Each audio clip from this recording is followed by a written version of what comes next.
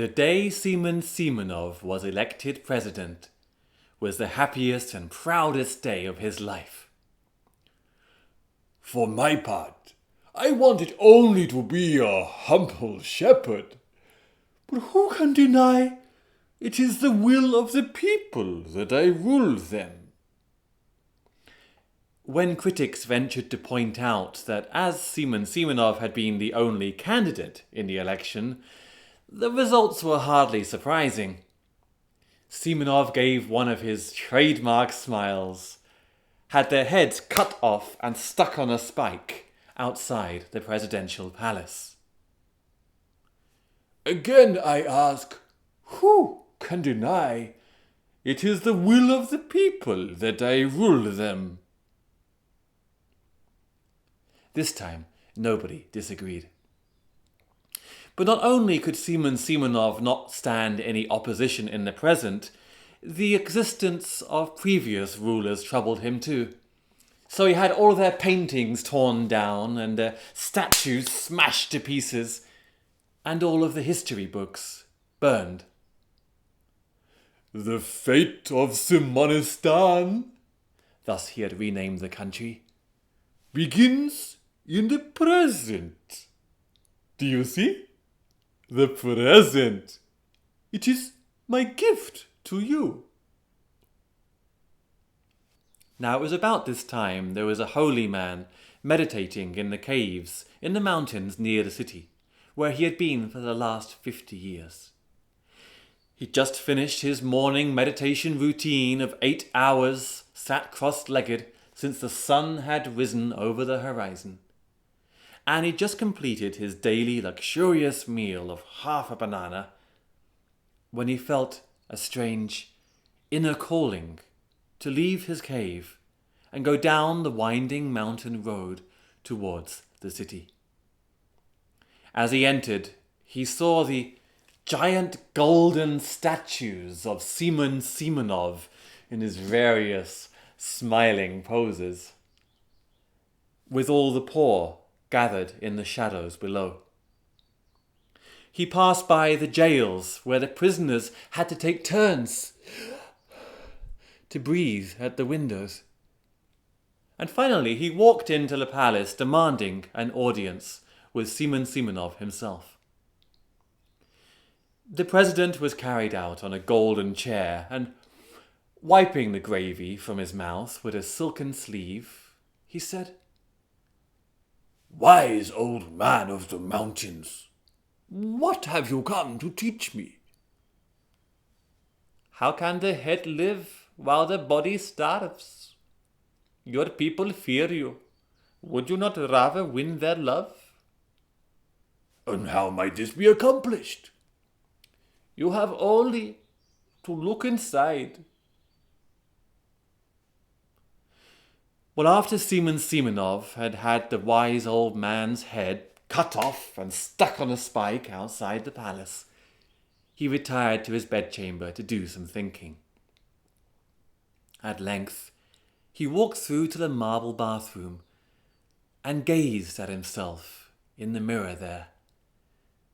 Tears came to his eyes as he saw that, looking deep inside, he was indeed lovely, with his twirling handlebar moustache and his adorable pudgy nose and his glorious bloodshot eyes.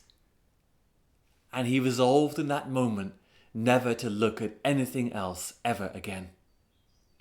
And so he had 4 of his strongest and fastest servants carry the mirror around in front of him at all times, so he might always see his own reflection. Oh, how he loved to philosophize with himself for hours on end. How quickly he agreed with his own opinions. How deeply he laughed at his own jokes. And yes, if a servant was a bit too slow or stumbled from time to time, well, axes, heads, spikes, and faster servants could be found.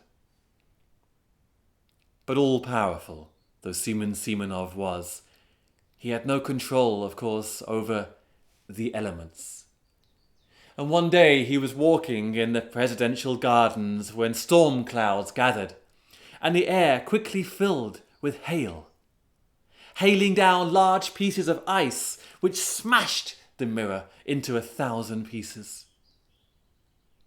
Weeping bitterly, Simonov had to be carried back to his bedroom, where he stayed for the next 40 days and 40 nights, until at last he declared he would speak to his people. Thousands gathered there in Simonov Square, cheering the name of the president. It was that or go to jail after all. And Simonov took his stand and said, Enough, enough, my people. I have been, let us admit it, I have been a fool. I thought all I had to do was look inside to see the beauty there.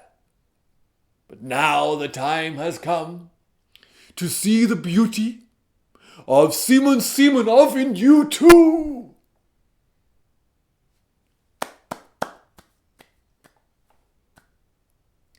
The crowd didn't have to wait long to find out what he meant.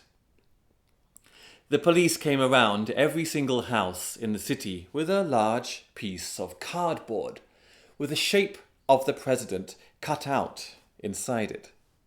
And all of those who were too tall or too wide to fit through were placed on ships that were sailed out to sea and then sunk by the Air Force.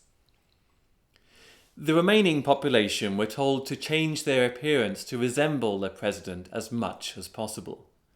So the men grew handlebar moustaches, while the women had to stick on hairs from horses' tails, and the children too. Then they stuffed pieces of cotton wool into their nose to make it wider, and rubbed salt into their eyes to make them red and bloodshot. The men had to change their name to Simon Simonov, and the women to Simona Simonov, which threw the post office into utter confusion, which had already been struggling as every street was now called Simonov Street, or Simonov Road, or Simonov Square. Simonov's next move was to rename the days of the week. Monday became Simonov Day. Tuesday became Simonov Day. Wednesday, Simonov. Well, you get the idea. And so now, wherever the president looked, he could see his own reflection coming back at him and hear his own name said many times a day in conversation. But that wasn't enough for him. It seemed to Simonov that the language itself conspired against him to make people talk about anything except himself. It was full of irritating little words like and, the, big, small, hot, cold. It seemed there were no end to the ways the language worked against him. And so he invited to his palace linguistic experts from around the world. For several months they worked hard on a new system of language, before finally the crowds were told to gather once again in Simonov Square. The president took the stand and declared, Simonov, Simonov, Simonov, Simonov. Simonov, Simonov, Simonov, Simonov, Simonov, Simonov, Simonov, Simonov. For 4 hours straight. The crowd didn't have to wait long to find out what was going on. It was explained to them that, according to the tonal systems found in some Asian countries, the word Simonov could be said in 6 different ways. Therefore, any 5 combinations of Simonov, Simonov, Simonov, Simonov, Simonov could account for every single word in their language. And in fact, from now on, it would be a capital offence to say any word except Simonov. Soon thereafter, a book was delivered to every house in town, written by the president himself, containing all of his political, philosophical, and practical wisdom. But as the only word contained was Simonov, not many pretended to understand it. In fact, the language was so hard that everybody gave up talking altogether. So with everyone looking alike and lacking a voice to distinguish themselves, people began to forget who they were. Husbands returned home to the wrong houses at night. Mothers picked up the wrong children after school. People went to work in different jobs every day. A bus driver today, a dentist tomorrow. And thus Simon Simonov had achieved perfection and his own downfall. Walking into the presidential room one day, he was shocked to see another mustachioed, red-eyed man sat on his throne. Simonov, Simonov, Simonov! He declared. But the impostor looked right back at him and said, Simonov, Simonov, Simonov, Simonov, Simonov. And 2 guards came along, dragged the president outside, cut off his head, and stuck it on a spike. The crowds were told to gather once more in Simonov Square, and waves of confusion and then relief and joy spread through the crowd as they saw the man standing up there rip off his moustache and pull out the cotton wool and throw it in the air. Moments later, the crowd did likewise, cheering wildly the name of their new president, Alexander, President of Alexanderstan.